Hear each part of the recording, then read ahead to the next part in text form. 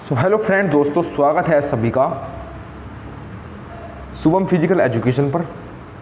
दोस्तों आज आपके बीच फिर से एक नई वीडियो। जो आज की वीडियो होगी हमारी, जो आज की क्लास होगी वो होगी हमारी इंट्रोडक्शन टू स्पोर्ट्स न्यूट्रिशन कि स्पोर्ट्स न्यूट्रिशन क्या है। तो सबसे पहले बात करेंगे आज meanings and definition of sports nutrition की। ओके फ्रेंड्स, आशा करता हूँ कि आप अच्छे से समझ पाएंगे। तो हम लेकर चलते हैं यहाँ पर। सबसे पहले खेल पोषण का अर्थ उन सभी खाद्य पदार्थों से है जिनका उपयोग करके खिलाड़ी अच्छा प्रदर्शन कर सकते हैं। भोजन या आहार विभिन्न पदार्थों का मिश्रण होता है जो जीवन के लिए आवश्यक है, जबकि खेल कौशल एक गतिशील प्रक्रिया है। इसमें आहार का उपयोग करके शरीर को स्वस्थ बनाया जा सकता है। ओके दोस्तों, तो हमने क्या पढ़ा अभी कि शरीर को स्वस्थ बनाया जा सकता है। वास्तव में पोषण उस प्रक्रिया को कहा जा सकता है जिसके द्वारा एक जीवित प्राणी भोजन को पचा लेता है तथा उसका उपयोग टिश्यू ऊतकों की वृद्धि के लिए करता है। तो क्या समझा आपने इससे कि आज के समय में पोषण बहुत ज़रूरी है। ठीक है, सही मात्रा में विटामिन्स, कैल्शियम, प्रोटीन इत्यादि सभी चीज़ों का संपूर्ण रूप से मिश्रण ही हमारा पोषण है। ओके फ्रेंड्स, अब आगे बात करेंगे डेफिनेशन ऑफ स्पोर्ट्स न्यूट्रिशन की। ओके दोस्तों, तो यहाँ पर डेफिनेशन ऑफ स्पोर्ट्स न्यूट्रिशन क्या है। खेल पोषण वह विज्ञान है जो उस प्रक्रिया से संबंधित है जो बताते हैं कि भोजन कैसे पचता है, कैसे अवशोषित होता है, वे ऊतकों द्वारा प्रयोग किए जाने के लिए विस्तृत होते हैं तथा अपशिष्ट पदार्थ शरीर के बाहर कैसे जाते हैं। ओके फ्रेंड्स, ये थी हमारी स्पोर्ट्स न्यूट्रिशन की डेफिनेशन। अब आगे बात करेंगे हम स्पोर्ट्स न्यूट्रिशन क्या है।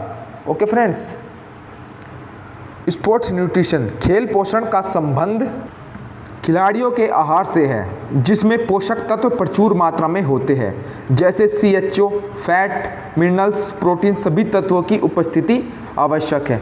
वास्तव में दोस्तों जो हमारा स्पोर्ट न्यूट्रिशन है उसमें क्या क्या होता है, जैसे CHO हो गया, फैट हो गया, मिनरल्स हो गया, प्रोटीन हो गई, सभी तत्वों की उपस्थिति आवश्यक रूप से होना ही हमारा स्पोर्ट न्यूट्रिशन है।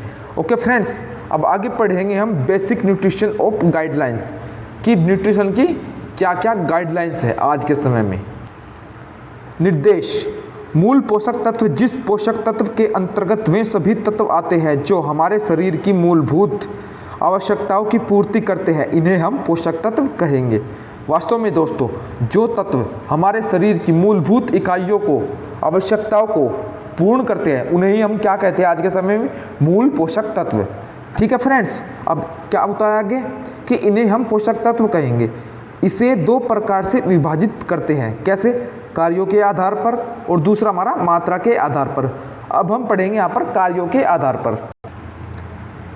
नंबर 1, शरीर निर्माण के लिए जो भोजन या आहार हमारे शरीर की वृद्धि या विकास के लिए आवश्यक है वही शरीर निर्माण के लिए आवश्यक है, जैसे प्रोटीन, फैट, CHO ये हमारे शरीर निर्माण के लिए आवश्यक है। अब नंबर 2, ऊर्जा प्रदान करने के लिए।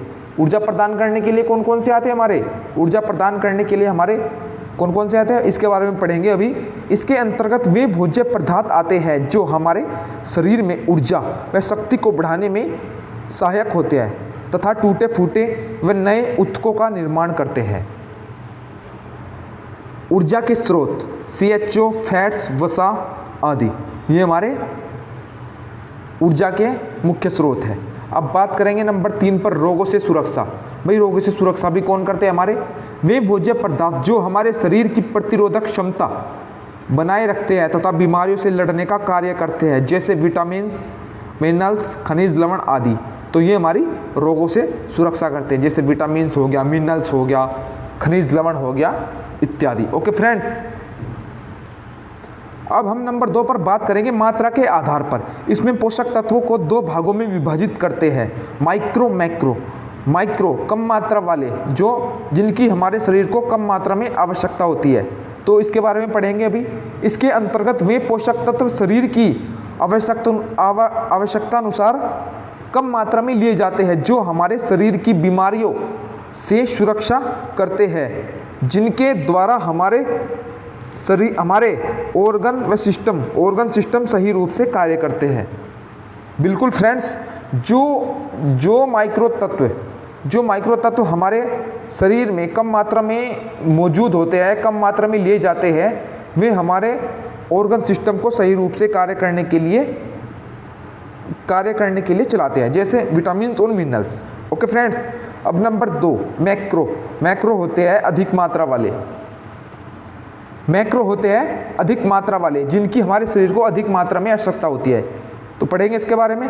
इसके अंतर्गत वे पोषक तत्व आते हैं जो हमारे शरीर की आवश्यकता अनुसार ऊर्जा देते हैं, जैसे CHO, फैट्स, प्रोटीन।